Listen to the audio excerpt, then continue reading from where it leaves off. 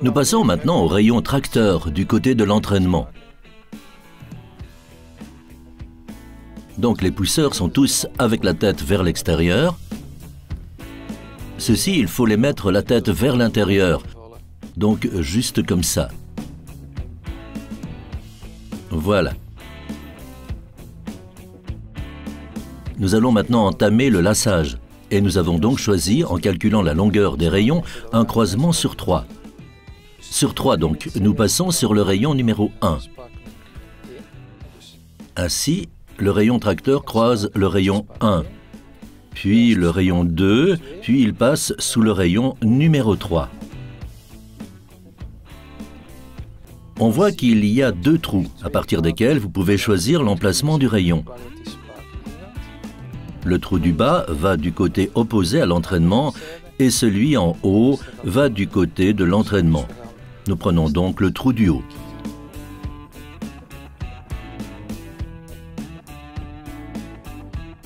Sur le premier, sur le deuxième et sous le troisième. Donc, et puis on laisse un trou.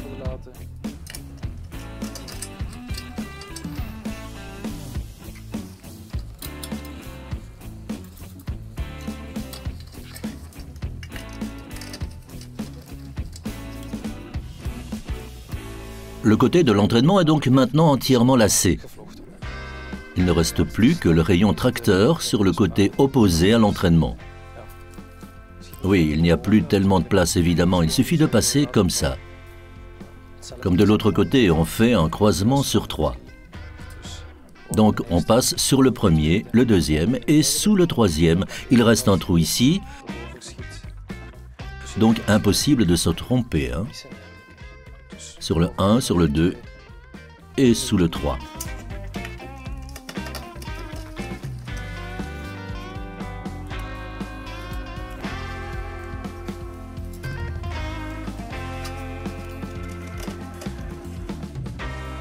Et c'était notre dernier rayon.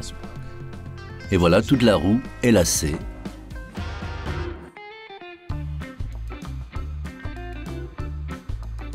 Vous avez besoin, comme outil, d'un pied de dévoilage. Il y a des équipements très pointus et d'autres super basiques qui font déjà très bien le job. Vous pouvez également le fabriquer vous-même, si vous êtes un peu bricoleur et que vous avez une vieille fourche quelque part, par exemple. Si vous la pliez, vous pouvez glisser une roue et aussi...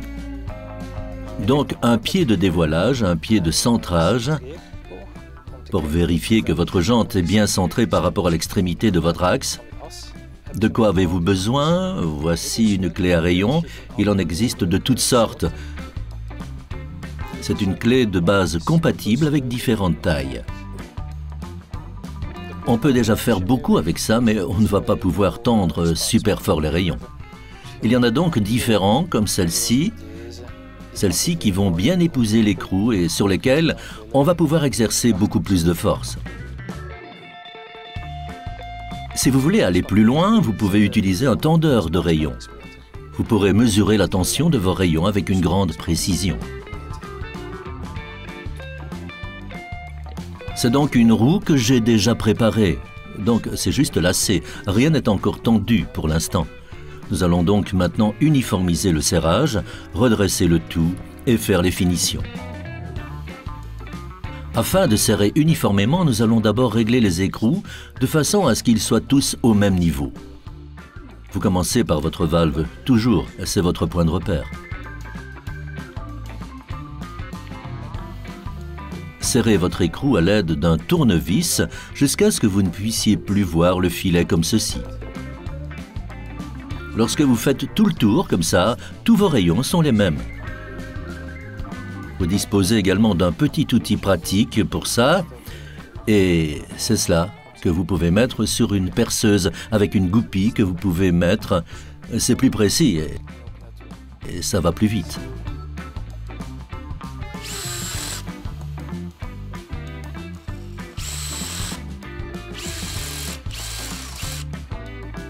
J'ai donc maintenant une légère tension, mais pas assez pour être prêt.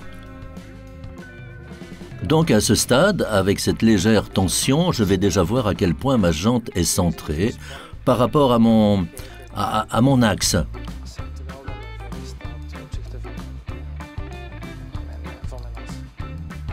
Et pour cela, je me sers de ceci. Et j'ajuste selon la taille de la jante, comme ça. Et ça vient ici. Voilà. Donc, nous avons un demi-centimètre. La jante doit aller de ce côté. Pour amener la jante par là, nous allons serrer un peu tous les rayons du côté opposé à l'entraînement.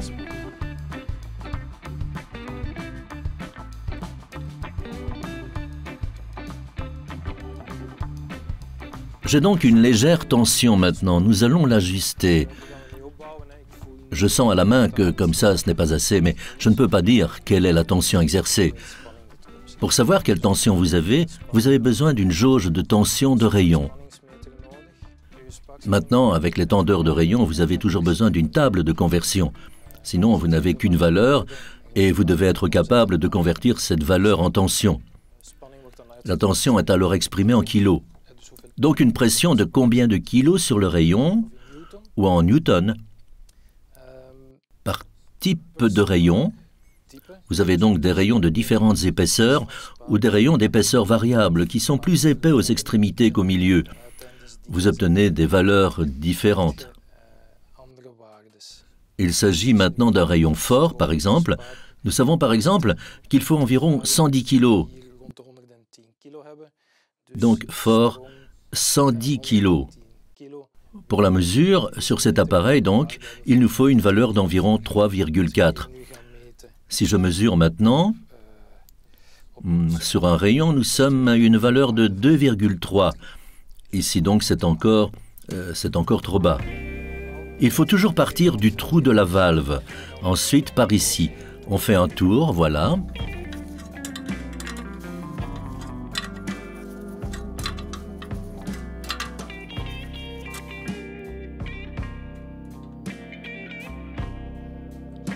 Nous sommes donc revenus au trou de la valve.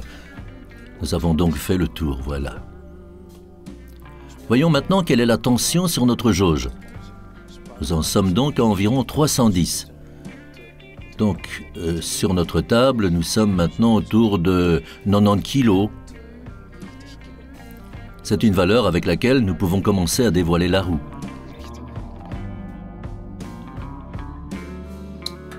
Comment faire pour qu'elle soit bien droite? Je compare toujours cela avec le jeu de la corde. Allez, avec le tir à la corde. Donc, si vous voulez que votre jante aille d'un côté ou de l'autre, alors c'est soit l'un d'entre vous qui tire plus fort, ou l'autre équipe qui doit lâcher un peu.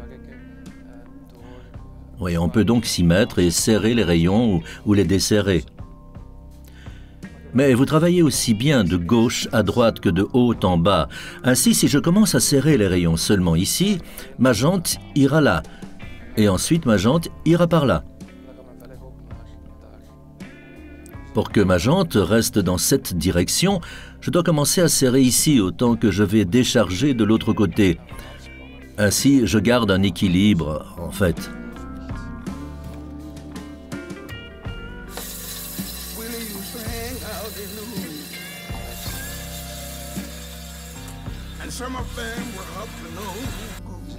On voit ici qu'elle est un peu remontée. Maintenant, le bord est un peu trop de ce côté et trop vers le bas. Ainsi, pour l'amener de l'autre côté et vers le haut, il va falloir serrer les rayons de ce côté. Parfois, un seul rayon suffit, parfois 2 rayons, parfois c'est 3. Donc, à voir, à sentir aussi, pour trouver ce qui apporte le meilleur résultat à ce moment.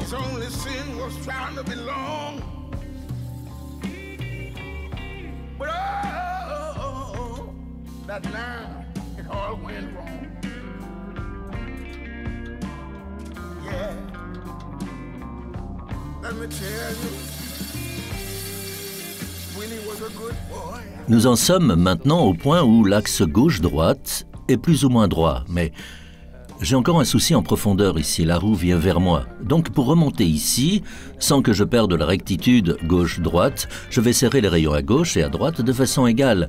Et puis la jante va aller par là, sans faire de gauche-droite ici. Voilà. Donc je vais retendre ici.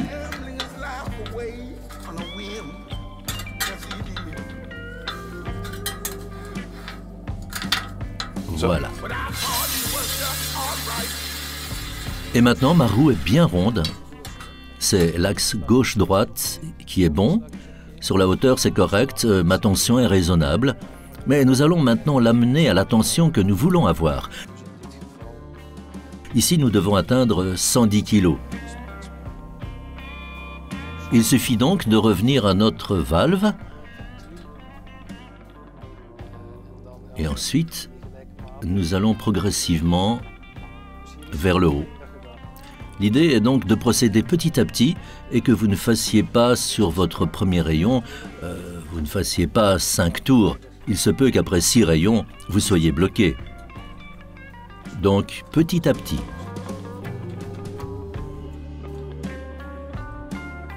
Je vais donc maintenant mesurer quelques rayons pour voir à quelle tension je me situe.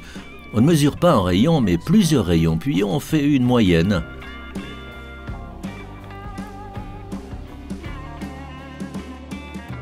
Voilà, c'est bon. Il s'agit maintenant d'une roue symétrique. Les rayons à gauche et à droite sont donc au même angle. Ils ont donc à peu près la même tension à gauche et à droite. Si vous avez une roue avec des dérailleurs, donc avec plusieurs pignons, les rayons du côté du pignon seront plus droits. La tension sera beaucoup plus forte de ce côté que de l'autre. Je vais donc en reparler maintenant. J'ai presque atteint la tension que je veux avoir. Je vais donc encore resserrer d'un demi-tour.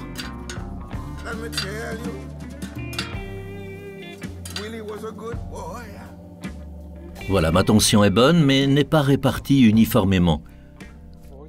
Avant d'uniformiser ça, je vais retirer la torsion des rayons.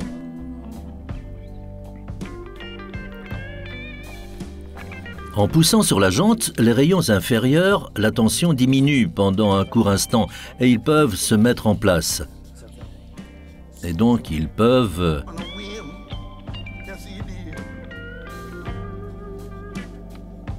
Oui, voilà l'autre côté.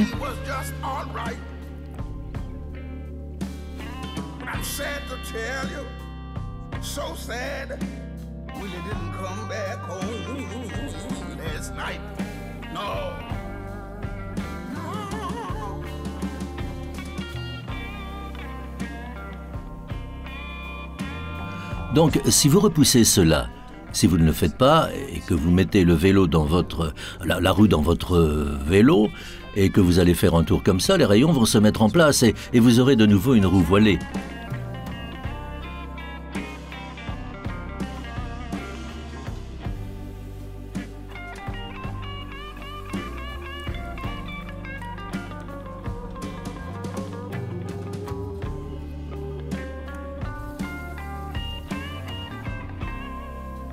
Voilà.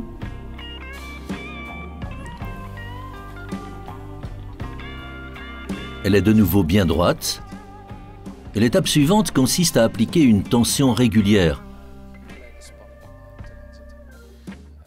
Les rayons fonctionnent généralement par paire. Si l'un est trop tendu, l'autre est généralement trop lâche. Il suffit alors de répartir la tension. Donc, on tend un côté, on desserre un peu l'autre. Il n'arrivera plus rien à votre roue, ça ne bougera pas, mais votre tension sera mieux répartie en fait. Il y a maintenant 50 sur celui-ci, sur le suivant il y a 20, allez, 3,20, donc 3,50, 3,20, et ici j'ai 3,40. Donc si j'enlève un petit peu ici, donc, et si j'ajoute un peu ici, j'ai donc 3,40. Ici et 3,35. Ici, c'est bien. Je suis vraiment dans les limites. On est parfaitement dans les limites de tolérance. Les deux ont été bien réglés.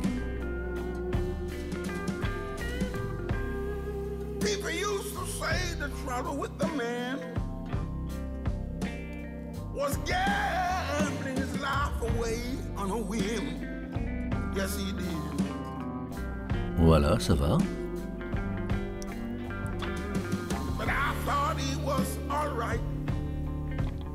Voilà, en principe, c'est prêt. Il n'y a plus rien à faire ici ou ailleurs. La tension du rayon est bonne et elle ne devrait pas bouger.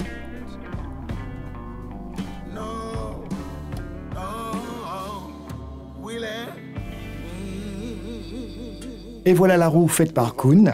Mais vous avez une technique à vous et très spécifique. Contactez-nous et on se retrouve peut-être bientôt chez vous.